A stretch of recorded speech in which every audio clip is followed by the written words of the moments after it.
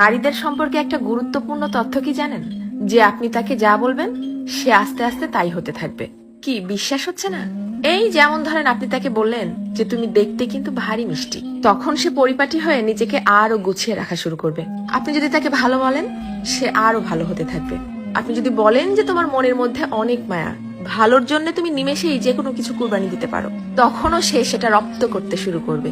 কিন্তু যখনই আপনি তার খুঁত ধরা শুরু করবেন, তার ছোট ছোট ভুলগুলোকে বড় বানিয়ে তাকে সবার সামনে অপমান করে ছোট করবেন, সে এটা পারে না, সে ওটা করে না, সে একজন বেয়াদব, সে একজন অসভ্য, মুখে মুখে তর্ক করে, সে একজন মারাত্মক রাগী, তেজি, জিদ্দি মহিলা, এ ধরনের কথাগুলো যখন তাকে কষ্ট দিয়ে বলবেন, সে কিন্তু আস্তে আস্তে তাই হতে থাকবে। কারণ তখন সে ইতোমধ্যেই জেনে গেছে যে আমার আর ভালো কিছু প্রকাশ করার মতো কিছু নেই।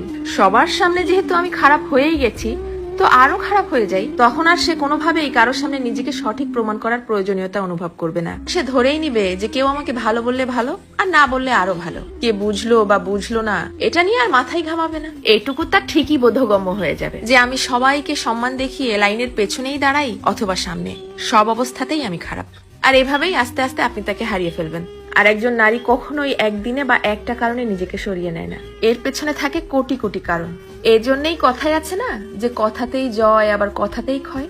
কারো ভুল ধরিয়ে দিতে হয় একান্তে, সবার গোপনে। আর কারো প্রশংসা করতে হয় তাকে সামনে রেখেই, সবার সামনে। কারো প্রশংসা করাও কিন্তু একটা মহৎ গুণ, যা মানুষের স্বভাব এবং আচরণকে নিমিষেই পরিবর্তন করতে পারে। মানুষ কথা তো বলতে শিখে যায় 2 বছরে, কিন্তু কোন কথা কোথায় কিভাবে বলতে হবে সেটা হয়তো শেখা হয় না 50 বছরেও। এটাও কিন্তু মানুষের জীবনের একটা বড় ব্যর্থতা।